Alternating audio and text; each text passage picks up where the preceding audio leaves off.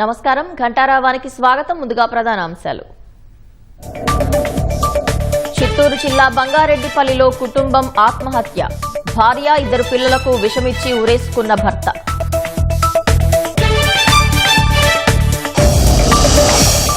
సాయికృష్ణ అదృశ్యం కేసులో సిట్ విచారణ వేగవంతం. ఇవాళ సిఐ నాగరాజును ప్రశ్నించనున్న దర్యాప్తు బృందం.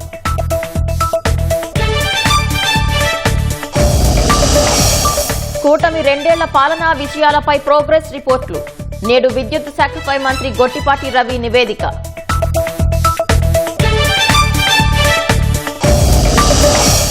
మధ్యలోనే ఆగిపోయిన అమెరికా ఇరాన్ చర్చలు. ట్రంప్ హెచ్చరికతో 80 నిమిషాలకే బయటకొచ్చిన టెహ్రాన్.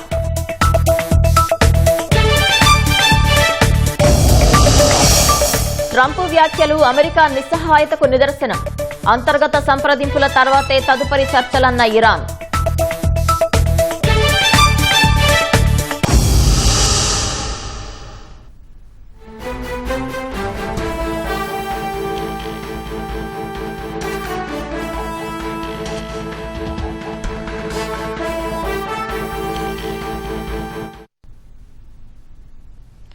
చిత్తూరు జిల్లాలో దారుణం చోటు చేసుకుంది. ఒకే కుటుంబానికి చెందిన 4 బలవన్మరణానికి పాల్పడ్డారు. ఘటన దిగుమసపల్లె పంచాయతీ బంగారెడ్డిపల్లిలో జరిగింది. దామోదరం అనే వ్యక్తి తన భార్య నిర్మల, కుమారుడు రాజేష్, కుమార్తె శ్రీవిద్యకు విషమిచ్చి అనంతరం తాను ఉరివేసుకుని ఆత్మహత్యకు పాల్పడ్డాడు. భార్యకు బ్రెయిన్ స్ట్రోక్ రావడంతో కొన్ని రోజులుగా చికిత్స చేయించుకున్నారు.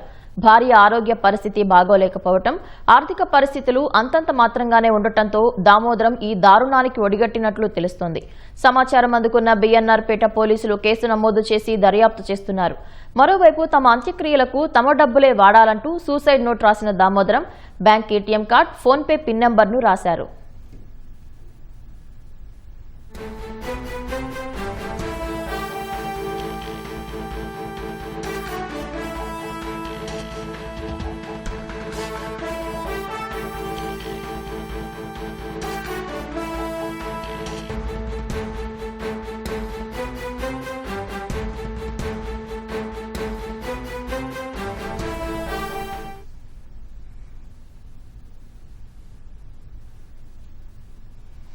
సాయికృష్ణ అదృశ్యం కేసులో సిట్ దర్యాప్తు కొనసాగుతోంది. కృష్ణలంకలోని సాయికృష్ణ ఇంటికి సిట్ అధికారులు వెళ్లారు. మరింత సమాచారం మా ప్రతినిధి జయప్రకాష్ అడిగి తెలుసుకుందాం. జయప్రకాష్, సిట్ దర్యాప్తులో తాజా సమాచారం ఏంటి?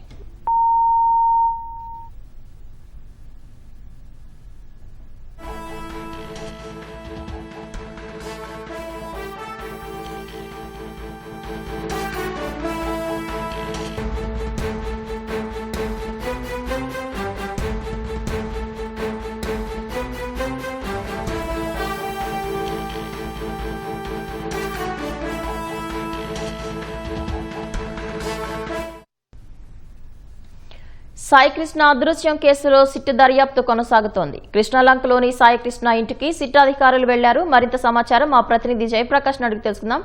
జయప్రకాష్, సిట్ దర్యాప్తులో తాజా సమాచారం ఏంటి?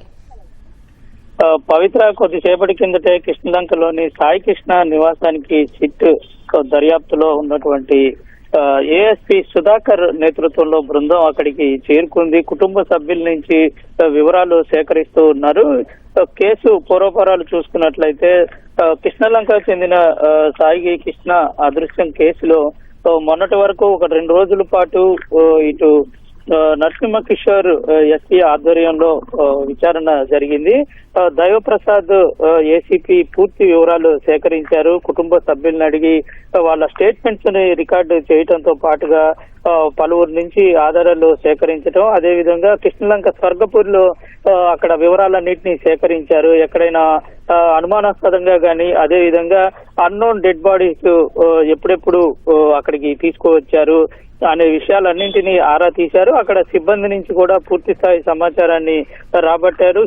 చుట్టుపక్కల ఉన్నటువంటి సీసీ కెమెరాల దృశ్యాన్ని కూడా సేకరించారు. అయితే ప్రభుత్వం ఒక ఐజీ ఆధ్వర్యంలో 4 సభ్యులతోటి ఒక కమిటీ, ఒక సిట్ ఏర్పాటు చేసిన నేపథ్యంలో నిన్న ఆ సిట్ అధికారులు ఈ పూర్తి విషయాలన్నింటినీ మళ్ళీ వాళ్ళ స్వాధీనం చేసుకున్నారు. ముందుగా ఐజీ రవిప్రకాష్ దీనికి నేతృత్వం వహిస్తారు. ఇందులో ఇద్దరు ఎస్పీలతో పాటు బాపట్ల ఏఎస్పీ సుధాకర్ ఉన్నారు. ఏఎస్పీ సుధాకర్ నిన్న సాయంత్రం ఇక్కడకు కృష్ణలంక పోలీస్ స్టేషన్ కు అదేవిధంగా టాస్క్ ఫోర్స్ కార్యాలయానికి చేరుకున్నారు. చేరుకొని అక్కడంతా పరిశీలించారు. సిట్ కార్యాలయం విజయవాడలో ఈ రెండు ప్రదేశాల్లో ఒక చోట ఏర్పాటు చేయాలని నిర్ణయించుకున్నారు. సిట్ కార్యాలయం ఏర్పాటు చేసి అక్కడి నుంచే దర్యాప్తు పూర్తి స్థాయిలో ప్రారంభిస్తారు. అయితే ఇప్పటి వరకు జరిపినటువంటి దైవప్రసాద్ జరిపినటువంటి విచారణ దర్యాప్తు నివేదికలను ఆధారాలను నిన్న స్వాధీనం చేసుకొని వాటన్నిటిని విశ్లేషించారు. నిన్న సాయంత్రం నూతన సిట్ సభ్యుడి ఆధ్వర్యంలో ఫోరెన్సిక్ టీము అదేవిధంగా ఇటు క్లూస్ టీం కూడా ఈ రెండు వచ్చాయి. వచ్చిన తర్వాత వీళ్ళ దగ్గర ఉన్నటువంటి ఆధారాలన్నింటినీ మళ్ళా ఇంకొకసారి పరిశీలించి ఇంకా ఇందులో ఏమైనా ఇంకా దొరుకుతాయా అనేటువంటి విషయాలన్నింటినీ వాళ్ళతో చర్చించారు. ఈ రోజు ఉదయం కొద్దిసేపటి కిందటే ఇటు సాయికృష్ణ ఇంటికి వచ్చి ఇటు వాళ్ళ తల్లితో పాటుగా మేనమామలు వాళ్ళ నుంచి వివరాలు సేకరిస్తూ ఉన్నారు. వాళ్ళ స్టేట్మెంట్లు మరోసారి రికార్డు చేయనున్నారు. వాళ్ళ ఇంకా ప్రశ్నలు వాళ్ళ అనుమానాలు ఏమున్నాయి అంటే ప్రస్తుతానికి ఇటు మార్కాపురం నుంచి విజయవాడకు సాయికృష్ణను తీసుకువచ్చారు, ఆ తర్వాత అదృశ్యమయ్యాడు అనేది అక్కడ తల్లి ఆరోపణ, కుటుంబ సభ్యుల ఆరోపణ.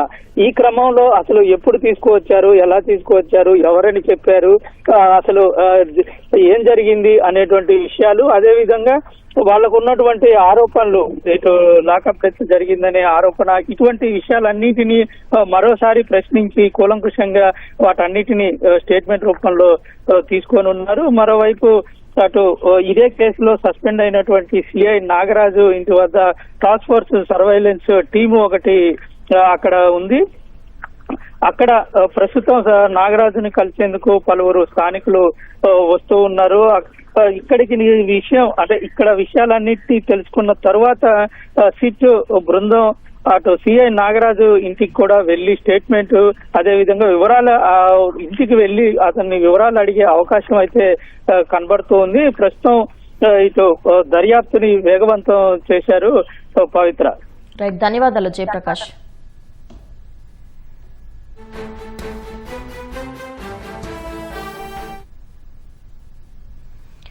రెండేళ్ల పాలనలో వివిధ రంగాలు అంశాల్లో సాధించిన విజయాలను ప్రజల్లోకి తీసుకెళ్లేందుకు కూటమి ప్రభుత్వం ప్రోగ్రెస్ రిపోర్ట్ 2024-26 పేరిట నివేదికలను విడుదల చేయనుంది.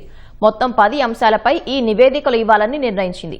వీటిల్లో కొన్నింటిని సీఎం చంద్రబాబు స్వయంగా విడుదల చేయనున్నారు. మిగతా రంగాలపై ఆయా శాఖల మంత్రులు రిపోర్టు విడుదల చేయనున్నారు. ఇవాళ విద్యుత్ రంగంపై ఆ శాఖ మంత్రి గొట్టిపాటి రవి నివేదిక విడుదల చేస్తారు. కూటమి ప్రభుత్వం అధికారంలోకొచ్చిన రెండేళ్లలో చేసిన అభివృద్ధి, సాధించిన విజయాల్ని నేరుగా ప్రజల ముందుంచనుంది. ఇందుకోసం ఆయా రంగాల వారి 10 అంశాలపై నివేదికలు విడుదల చేయాలని ముఖ్యమంత్రి చంద్రబాబు నిర్ణయించారు. దీనిపై సీఎం వీడియో కాన్ఫరెన్స్ ద్వారా సమీక్ష నిర్వహించారు. 10 అంశాల్లో అభివృద్ధి, ఆర్థిక రంగం, సుపరిపాలన, సంక్షేమం, సాధికారత అంశాలకు సంబంధించిన నివేదికల్ని ముఖ్యమంత్రి విడుదల చేస్తారు. పోలవరం ప్రాజెక్టు, రాజధాని అమరావతి, విద్యుత్ రంగం, శాంతి భద్రతలు, మైనింగ్, ఎక్సైజ్ రంగాల నివేదికల్ని ఆయా శాఖల మంత్రులు విడుదల చేస్తారు. తొలుత విద్యుత్ రంగంపై నివేదికను ఇవాళ ఆ శాఖ మంత్రి గొట్టిపాటి రవికుమార్ ప్రకటిస్తారు. అన్ని రంగాలకు సంబంధించిన నివేదికల విడుదలను జూలై 18 నాటికల్లా పూర్తి చేసేలా ప్రణాళికలు సిద్ధం చేయాలని, ఆ తర్వాత వాటన్నింటికీ కలిపి ఒక పుస్తక రూపం తీసుకురావాలని ముఖ్యమంత్రి సంబంధిత మంత్రులు అధికారుల్ని ఆదేశించారు.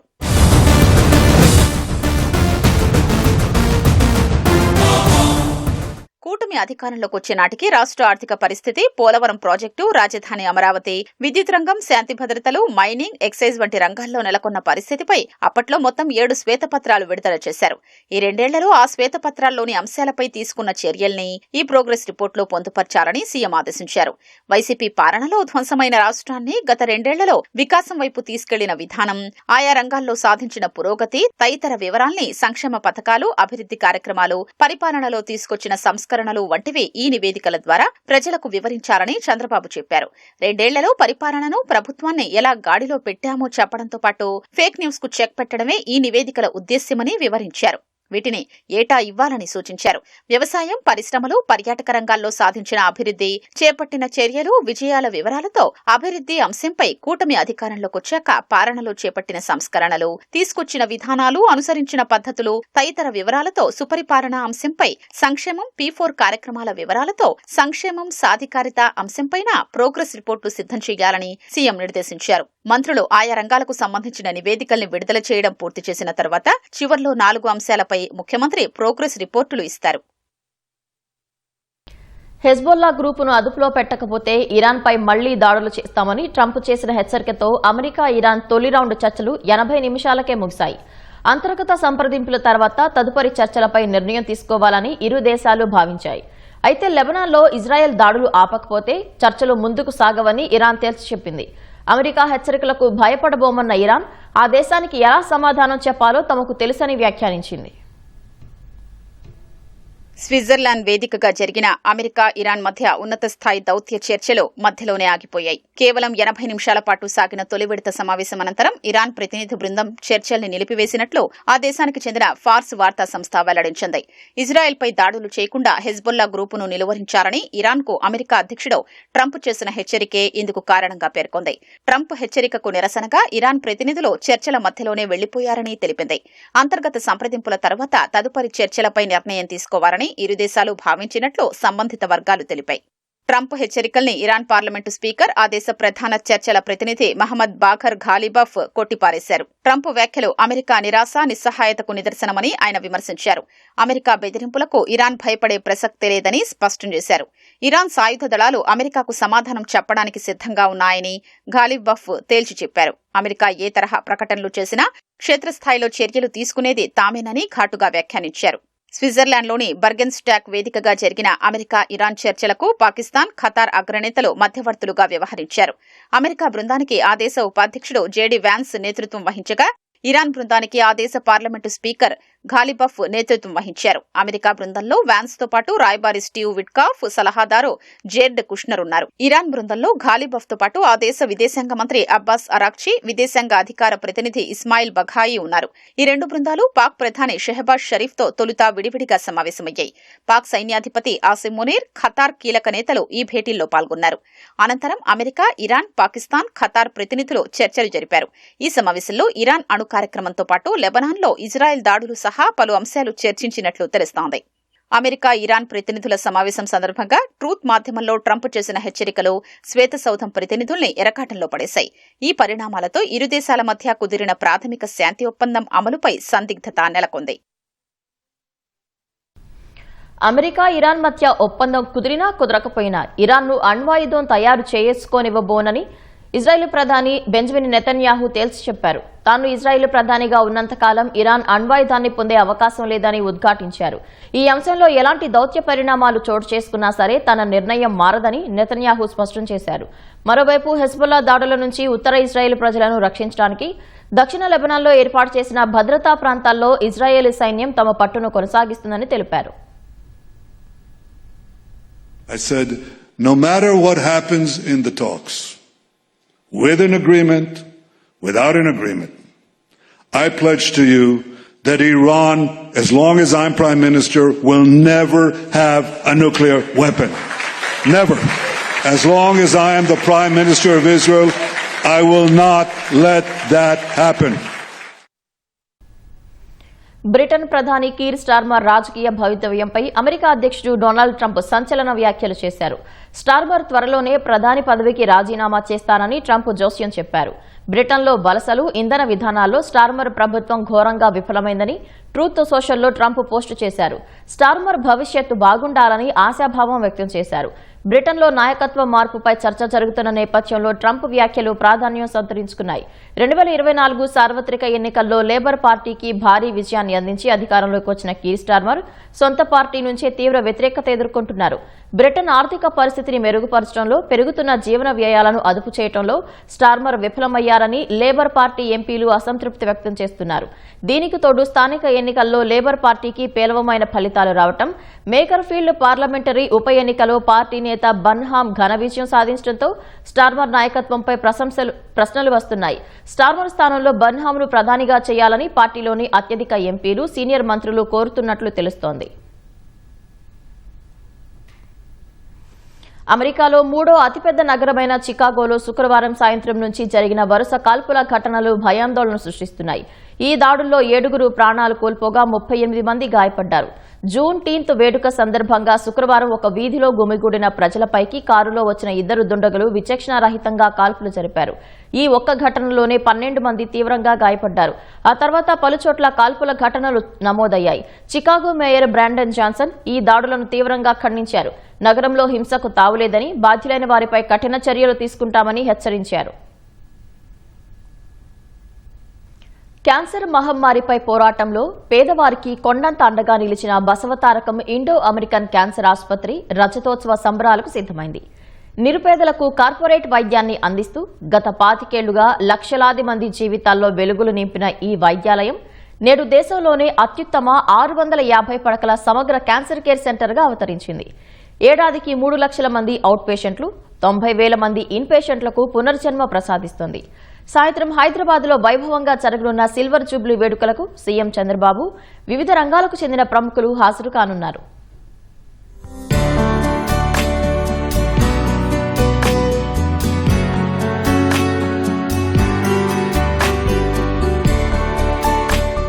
క్యాన్సర్ చికిత్సను సామాన్యులకు అందుబాటులోకి తేవాలనే సంకల్పంతో ప్రారంభమైన Basavatarakam Indo American cancer hospital and research institute 25 ఏళ్ల సేవా ప్రస్థానాన్ని పూర్తి చేసుకుంది. ప్రపంచ స్థాయి క్యాన్సర్ వైద్య సేవల్ని తక్కువ ఖర్చుతో, లాభాపేక్ష లేకుండా అందించాలన్న సంకల్పంతో నందమూరి తారక రామారావు 1988లో దీనికి అంకురార్పణ చేశారు. వైద్యరంగ నిపుణులు, శాస్త్రవేత్తలు, ప్రవాస భారతీయులు, దాతల సహకారంతో ట్రస్టు ఏర్పాటుకు పునాదులు పడగా 2000 సంవత్సరంలో అప్పటి ప్రధాని అటల్ బిహారీ వాజ్పేయి చేతుల మీదుగా 100 పడకలతో ఆసుపత్రి ప్రారంభమైంది. అనంతరం సేవల విస్తరణకు అనుగుణంగా దశలవారీగా అభివృద్ది చెందుతూ ప్రస్తుతం 650 పడకల సామర్థ్యంతో దేశంలోనే ప్రముఖ సమగ్ర క్యాన్సర్ చికిత్స, పరిశోధనా కేంద్రంగా Basavatarakam Indo American cancer hospital ఎదిగింది.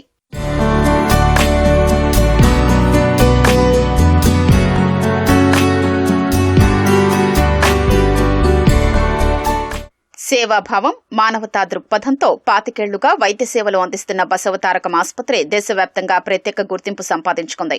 తెలంగాణ, ఆంధ్రప్రదేశ్ రాష్ట్రాలతో పాటు పొరుగు రాష్ట్రాల నుంచి వేలాది మంది రోగులు ఆసుపత్రికొచ్చి చికిత్స పొందుతున్నారు. ప్రస్తుతం ప్రతి ఏటా 3 లక్షల మందికి పైగా అవుట్ పేషెంట్లు, సుమారు 90,000 మంది ఇన్ పేషెంట్లకు ఆసుపత్రి సేవలందిస్తోంది. ఇప్పటి వరకు 8,000కు పైగా క్యాన్సర్ శస్త్రచికిత్సలు విజయవంతంగా నిర్వహించగా 86 బోన్ మ్యారో మార్పిడి చికిత్సలు చేశారు. క్యాన్సర్ చికిత్స కోసం ఆసుపత్రిని ఆశ్రయించే వారిలో 65% మందికి పైగా ఆర్థికంగా వెనుకబడిన వర్గాలకు చెందినవారే. తక్కువ వ్యయంతో ప్రపంచ స్థాయి వైద్య సేవలు అందించడం వల్ల పేదల ఆసుపత్రిగా బసవతారకం పేరు పొందింది. ఆరోగ్యశ్రీ, ఆయుష్మాన్ భారత్, పీఎంజేఏవైతో పాటు ఇతర ప్రభుత్వ ఆరోగ్య పథకాల పరిధిలోని లబ్దిదారులకు నాణ్యమైన వైద్య సేవలు అందిస్తోంది. అత్యాధునిక క్యాన్సర్ చికిత్సల్ని అందుబాటులోకి తేవడంపై ఆసుపత్రి ప్రత్యేక శ్రద్ధ పెట్టింది. ప్రస్తుతం సర్జికల్, మెడికల్, రేడియేషన్, ఆంకాలజీ విభాగాలతో పాటు radiology, pathology, nuclear medicine, medical physics, పరిశోధన, అభివృద్ది విభాగాల్లో నైపుణ్యం కలిగిన వైద్యులు, సాంకేతిక నిపుణులు సేవలందిస్తున్నారు. సర్జికల్, మెడికల్, రేడియేషన్, ఆంకాలజీ రంగాల్లో 250 మంది నిపుణులైన వైద్యులు రోగులకు సేవ చేస్తున్నారు.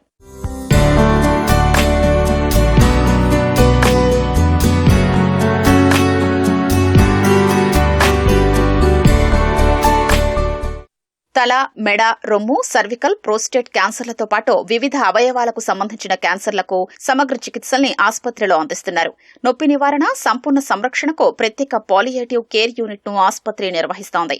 క్యాన్సర్ ముందస్తు గుర్తింపు, విస్తృత స్థాయి స్క్రీనింగ్ కార్యక్రమాలు జాతీయ ప్రాధాన్యతగా మారాలన్న లక్ష్యంతో గ్రామీణ ప్రాంతాల్లో అవగాహన కార్యక్రమాలు, ఉచిత వైద్య శిబిరాల్ని ఆసుపత్రి నిర్వహిస్తోంది. సతీమణి బసవతారకం చివరి కోరిక మేరకు ఈ ఆసుపత్రిని నందమూరి తారక రామారావు మొదలుపెట్టగా ఆయన వారసుడు హిందూపురం ఎమ్మెల్యే బాలకృష్ణ ఆసుపత్రి నిర్వహణను పవిత్ర యజ్ఞంగా ముందుకు తీసుకెళ్తున్నారు.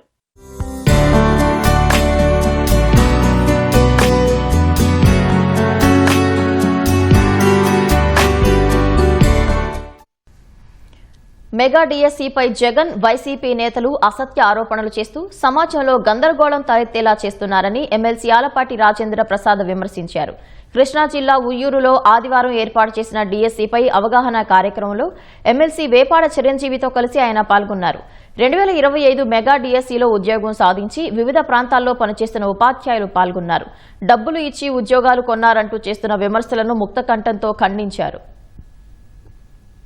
ఎంతో సమర్థవంతంగా, శక్తివంతంగా, పారదర్శకంగా జరిగినటువంటి డిఎస్సి పరీక్షా విధానాన్ని తప్పుపట్టడానికి ప్రయత్నిస్తూ ఉన్నారు. ఓ రకంగా చెప్పాలంటే కోడిగుడ్డు మీద ఈకలు పీకడానికి సర్వ ప్రయత్నం చేస్తూ ఉన్నారు. ప్రజల యొక్క సమస్యల గురించి స్పందించాల్సింది పోయి పక్కదావలను ఎత్తుకుంటా ఉంది వారి ఎగ్జిస్టెన్స్ కోసం.